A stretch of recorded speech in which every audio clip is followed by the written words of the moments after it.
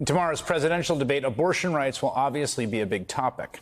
The thing to keep in mind as you watch is that whatever Donald Trump says in the debate and whatever any Republican says, the fact is that to its core, the Republican Party is committed to banning access to abortion for all women in this country everywhere. It is what the strongest, most activated members of that party want and what they're going to do. Take a look at what just happened in South Carolina. There were 3 Republican state senators there who had stood in the way of an incredibly draconian abortion ban. And then when they did that, they were all primaried. And all 3 of those women lost their primary races to anti-abortion men last night. That is the way that gravity pulls in today's Republican Party. Every single Republican, from state representatives all the way up to Donald Trump, understands that. I'm joined now by House Speaker Emerita Nancy Pelosi, Congresswoman from California. Good to have you on, Congresswoman. My pleasure. Thank you. You're someone who spent a lifetime in politics from the time that your father was the mayor of Baltimore. So you understand the way that political incentives work. When you look at what has happened in the Republican Party, when you look at something like last night where these 3 state senators had stood in the way of this ban, they get primaried, they lose. What is that like? What does that do to the way that Republicans understand what they have to do and what they will do about abortion, no matter what messaging they're going to say on, say, a debate stage? Well, thank you very much for your question. It's good to be here as we observe the 2-year anniversary of the Dobbs decision. And I can tell you that this week we've had a drumbeat across America of events all over talking about how we have to reverse that decision with law by winning the election and enshrining Roe v. Wade in the law of the land. And also how people see it as a kitchen table issue. This is an economic issue for families, the size and timing of their families, or if they're going to have a family. It's a freedom issue. It's a democracy issue. It's about freedom for women to make their own choices. So when you see that election in North Carolina last night, it was heartbreaking. Those women were courageous. They went out and said what they believed, and that was rejected by the voters.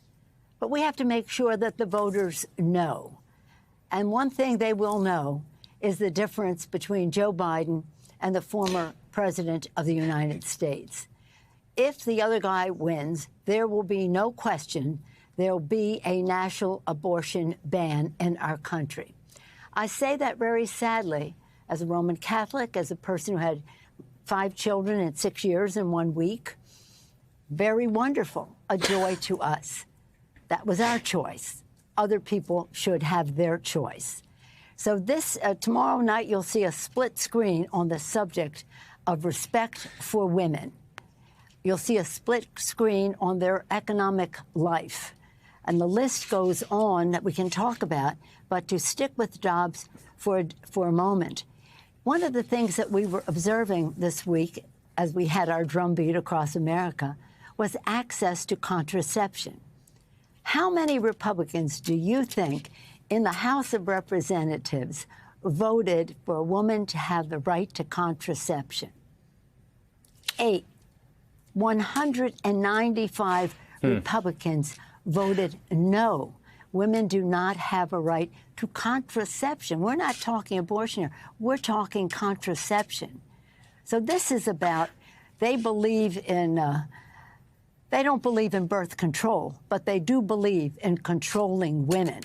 So the women have to recognize, and that, as I say, that election last night told me that not enough people were paying sufficient attention to what it was at stake and what it meant to those women, to their families, for their children and the rest, for them to have an economic issue, a freedom issue, a personal choice issue, just pulled away from them in that way.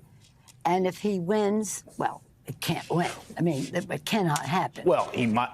But it can happen. Understand this. I hate to tell you, we went through it once. It doesn't. And make sure it doesn't for a lot of reasons. One of them is that there will be an abortion ban in our country. That's a guarantee. Let me ask you a follow-up. But by the way, my mind is still running the math on 5 children in 6 years in 1 week, which is, I guess I knew as an abstract fact about your life, but Wow. That's incredible. There are two things they say. One is Trump says no national ban. Well, I'm not going to do a national ban. And two, and this, I think, gets to something you're saying here, and I was just mentioning it before, when you poll folks, there's maybe 20% of voters who don't even realize that it was Donald Trump's Supreme Court that took away Roe v. Wade. I mean, there's something like 15 to 20% of voters that think Joe Biden is responsible for the overturning of Roe. Well, that's so interesting because he takes great pride in the fact that he packed the court against the women. Yeah. And Mitch McConnell was his accomplice in all of that. Pack the court against women. Going out there, taking great pride of it in certain audiences, and in other audiences saying, I'm not going to do a ban. And then there are other things that are contingent upon this. For example, he says, when you see the split screen tomorrow, in favor of a woman with respect for her ability to make her choices. On the other side, a ban on contraception, a ban on terminating a pregnancy, a ban on your free choice and your liberty. And then you see things that go with it. This is a health issue. He says, and I quote him, and it's crude, but he is, the Affordable Care Act, Obamacare sucks. No, it doesn't suck. It cures. And he says, oh, if you have pre-existing conditions, I'm going to take care of you. No, he wouldn't. The bill he put forth didn't even have anything about pre-existing conditions in it. And if it did, it would be so expensive that forget about it. Forget about it. So then you look at something else. People are concerned about inflation. 16 Nobel laureates came out this week and said that if what's-his-name were elected president with his fiscal policies, inflation would just increase enormously in our country. And you have Joe Biden on the other side of that screen leading the world in reducing inflation in our country. So if you talk of any subject you can talk about, if your young people care so much about another scientific issue, climate, saving the planet. Bozo sat down at the table with fossil fuel industry executives and said, give me $1 billion for my campaign so I can reverse what they have done with the IRA to save the planet. Joe Biden is there, he was the first person in the Congress of the United States way back in the 80s, even before I was there, to introduce a resolution calling for the Senate to address the climate crisis issue. Let me ask you this question. I think most folks watching this agree about the sharpness of these contrasts. Certainly on these policy areas, I think they're correct, right? There's real choices about health care, abortion rights, the climate, and big oil, even on inflation. I think, that. Why, given how sharp is the contrast, what do you tell yourself when people ask you, as they ask me, how is it so close? What's your answer to that? Well, I don't think it's going to be so close. And don't forget, we didn't mention guns. There are other issues where the split screen has a very sharp contrast. I'm a big believer. We don't agonize about who says what. We organize. We own the ground. We get out our vote. Joe Biden will be the next president of the United States again. He will be. And Kamala Harris, the vice president. We're very proud of that. And we are organized. I'm going all over the country.